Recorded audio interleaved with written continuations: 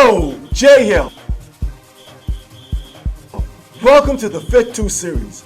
On this episode, we'll be speaking with the Master of Ceremonies, Chervez Brown, who's the proprietor of Live Well and Laugh Often. This guy is full of funny bones. Husband, father, and comedian.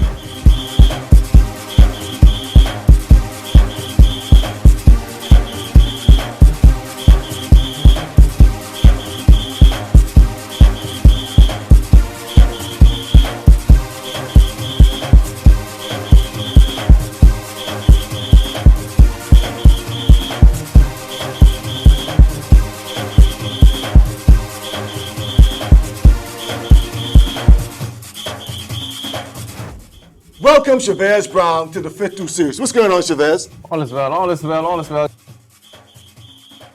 Good to be here. Thank You you want for having me. to get up off the ground and talking. I was doing a modified version. That's the no-fi version. Up, boy. Now talk. Go ahead. It's good to be here. Thank you for having me. It's a pleasure to be here. Speaking about my fit to entertain journey. You look very entertaining right now. Yes, You're entertaining me. Yes, Good job. Yes. So, Chervez, tell us about your fitness journey. My fitness journey started in, I want to say, 2008, Oh, 2007. yeah. I was working in an office, and my pencil dropped on the floor. And I reached over the side to get the pencil. And when I reached over, I felt a bulge. I was like, what is that? Maybe it's clothes on my belt. And when I stood up and I actually felt the side, it was actually, when we call it, a love handle. And it was really poking out. I was like, oh my gosh, it's time to get in the gym or time to do something, eat right.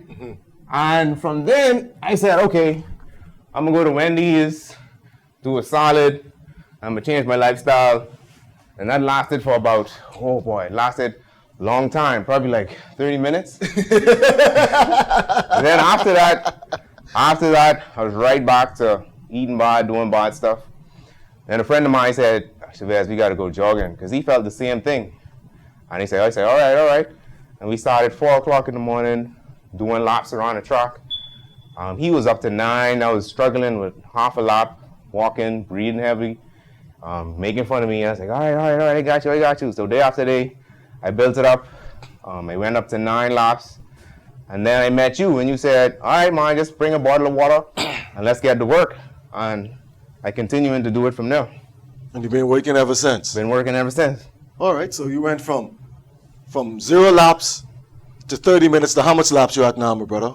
20 laps, which equates to 5 miles. Okay, 5 miles, okay. So you're a mathematician as well as a comedian? Something like that. So tell us what it means to be fit to entertain. Fit to entertain means that you in shape to entertain. But I got it from one of my mentors. I never met him before, but I always watch him all the time on TV. It's Kevin Hart. And one of his interviews, he says that, when he goes on stage to perform, he wants to be well, mind, body, and soul, and he wants to be in shape because he wants to give his audience 100% of him. And he can't give you 100% if he is out of shape, out of breath. So I took that same energy, I took the same advice that he said, and I took it into my atmosphere. Because nowadays, when you're doing entertaining and emceeing, persons just don't want you to stay at the podium. They want you to interact with the crowd. They want you to run around from this table to that table. And you don't want to run around from the table and then not coming to the podium. So you want to be in shape when you do that. So I took on that mantra, fit to entertain. So you have to be like a rapper performer when you're entertaining? Pretty much. Because you can see the difference between rappers back then in the 80s that you like, they stand on one spot and they just move their hands like this. Boy. Pose.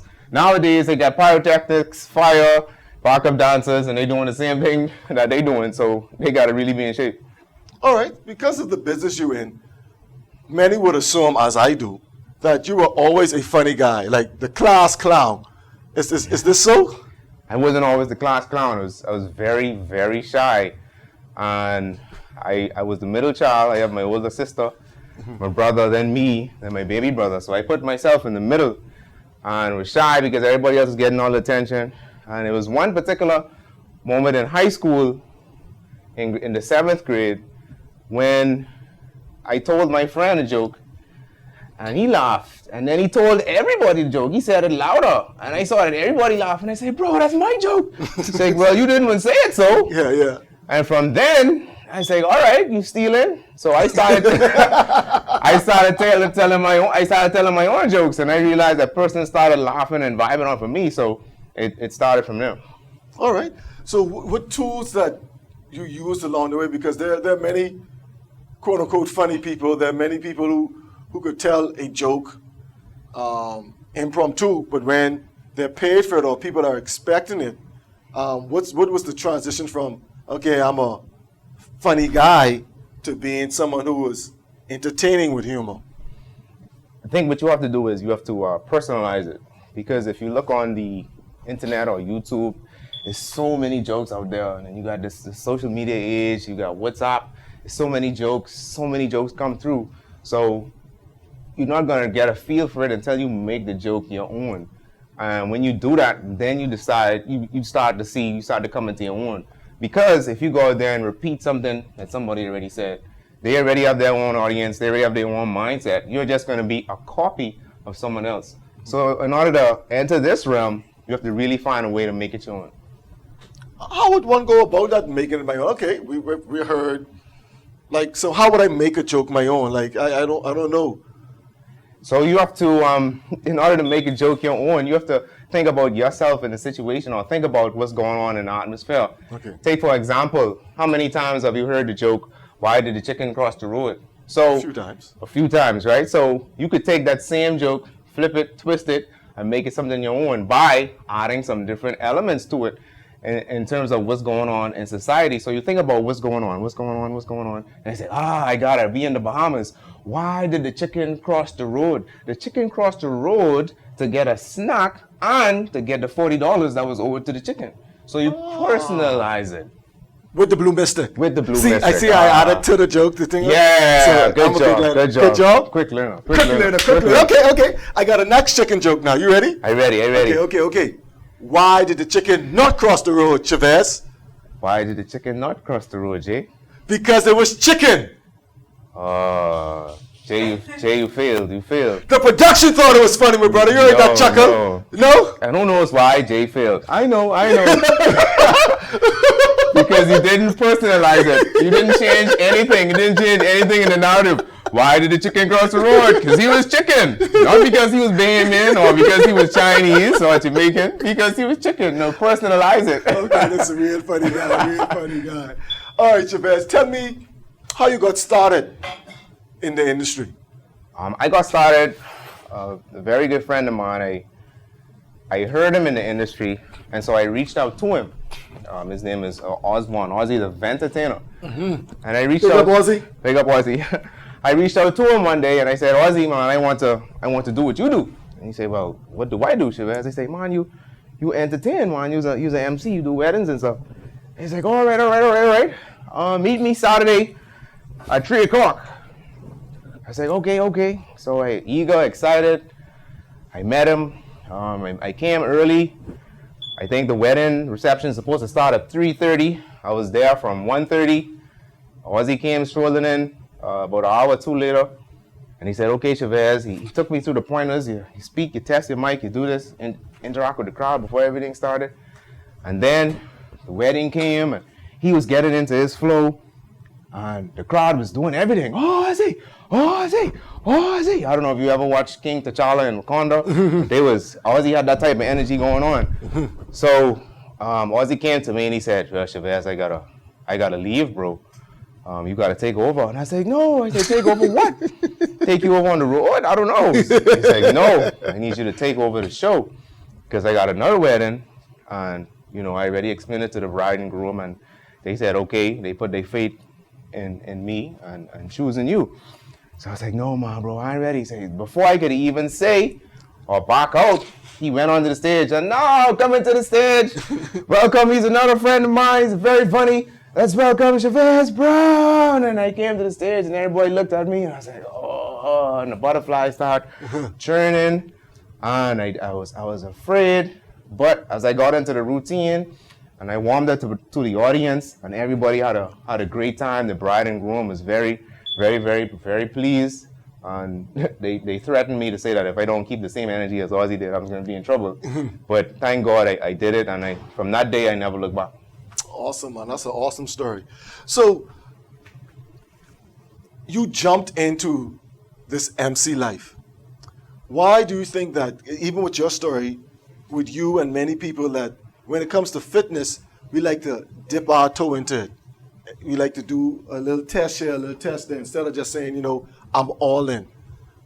I think it's a fear. Like with everything in life, you fear to do something, and you timid. Because if you watch a baby trying to walk for the first time, now for months they could crawl easily, very easily, but when it's time for them to take that step, they jiggery, they're looking for something to hold on to.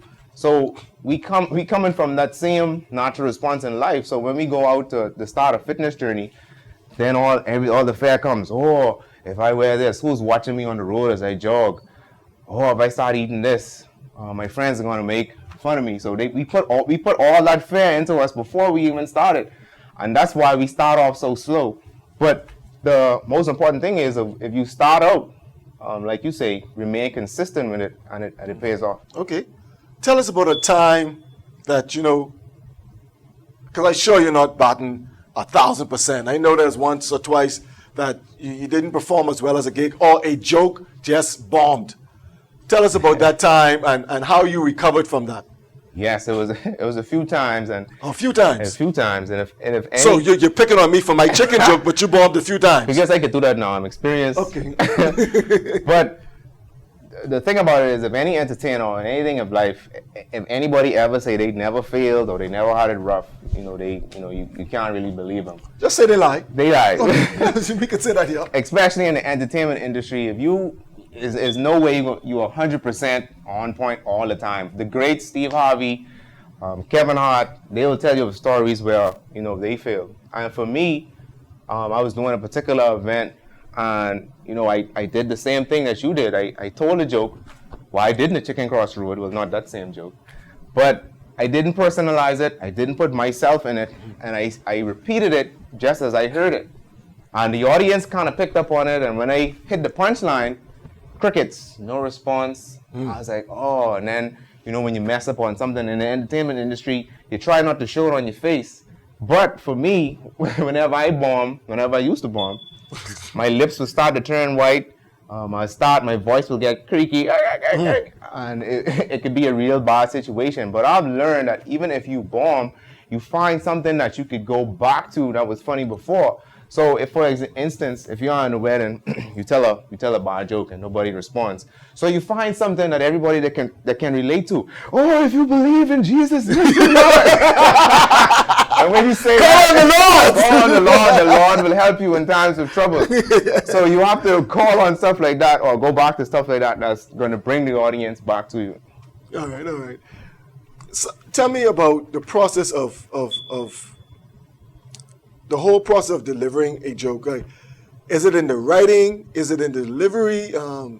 Timing? What's pace? What's to be most effective when telling a joke? It's all of those elements that you mentioned. You have to practice. You have to go over your material, rehearse it. Find a focus group. I always pick on my wife and my aunts and my brothers and my sister. And I run it by them. Hey, y'all think this is funny? And Bahamians, they're gonna be real with you from the get-go. And so I start off with that. But also in some situations, you cannot rely on a joke. You have to feel the energy in the room, and you have to feel the people, and then you have to be also impromptu. So you have to feed off of them. So it's good to practice and have your material, but also you have to be conscious of what's going on in the room, because you don't want to enter a room full of vegans or vegetarians telling jokes about meat, or you don't want to enter a atmosphere where you have pastors and lawyers, but you're talking about explicit stuff. So you want to take your time and know the audience, feel the energy. So it encompasses all of those elements: to practice and be able to feel the crowd and have some impromptu skills. Okay, awesome. So let's impromptu. Glad you went there. You like tropical salad or conch salad? Neither. Hog plum, scarlet plum. Scarlet Plum all day. Scarlet Plum all day? All day. All day? Okay. Basketball or baseball? Basketball, never much was a baseball fan. I watched baseball in the playoffs, but basketball. Banana bread or potato bread? Banana bread all day. I thought it was going to be no bread, but okay. Fine. I be aiming, I like bread. Oh, man. Fishing or farming? Farming. Definitely farming. Okay. What produce or fruit have you brought from a seedling to the end result? Well, I growing some nice cucumbers right now. I was shocked because I actually bought cucumbers and took the seed and I planted, put it in the pot, and I was shocked to see that it grew. So cucumbers and some sweet peppers is what I had my recent crop. So basically cactus, anything that can grow without much supervision. Pretty much, but it involves some supervision. You have to talk to your plant. Okay. Pineapple or mango? Mango all day. Mango, hairy, mangola, or in between? Really don't matter. Just what is mango? As long as it's clean. Oh man! Moving right along. Transition into the next segment. So, Chervez, we got some insight of some things you like and dislike. So tell the audience something about you that most may not know. Something about me. Sometimes I could tend to be shy. Some person thinks because I'm an entertainer, I always have to be the center of attraction. No, I could tend to be shy, and that's because I like to, survey whatever environment that I'm in. I'm kind of always working. I look at the environment and then I interact.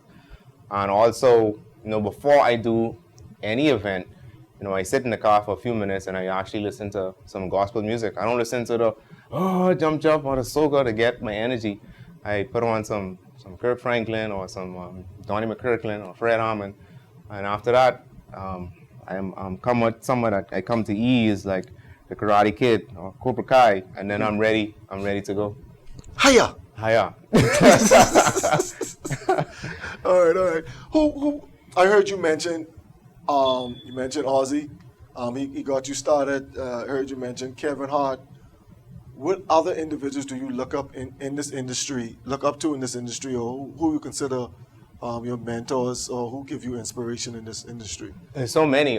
If I'm going to talk about some of my Bahamian friends, as well as I'm going to talk about the mega stars. One of my favorites was Will and always be Bill Cosby.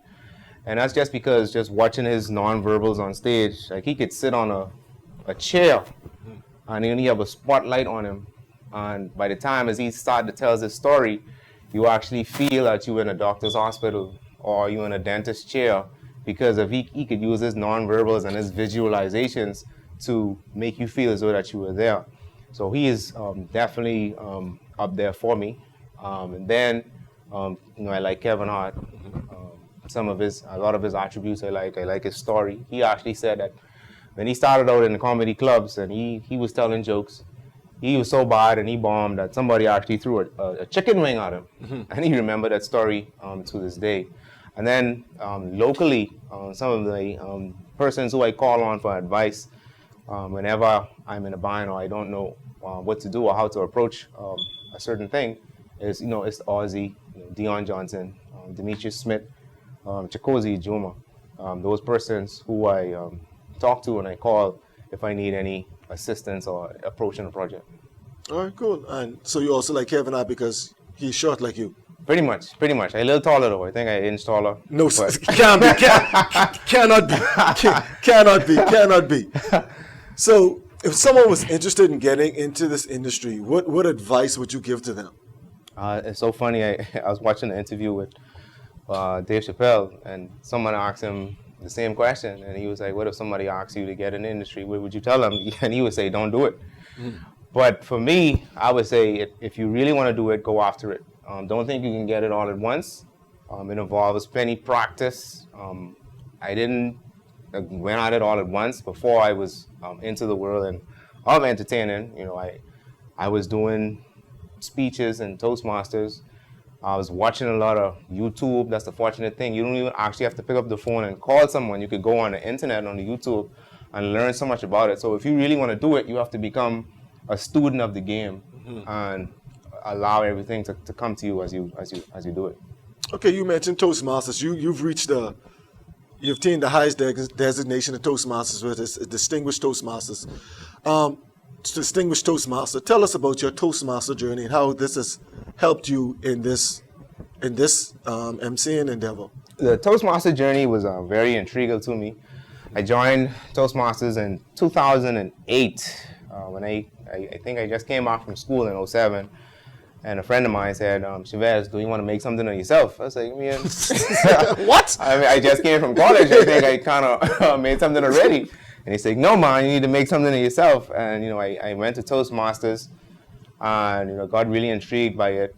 And again, in that same instance, after my very first speech, the vice president of education at the time, he tapped me on the shoulder and he said, Chervez, I'm putting you in the humorous speech competition. And I was like, I just reached, man. Let me meet the people. Let me understand some stuff first. He's like, no. And he threw me in the fire. And my first humorous speech competition, I went all the way to the division level.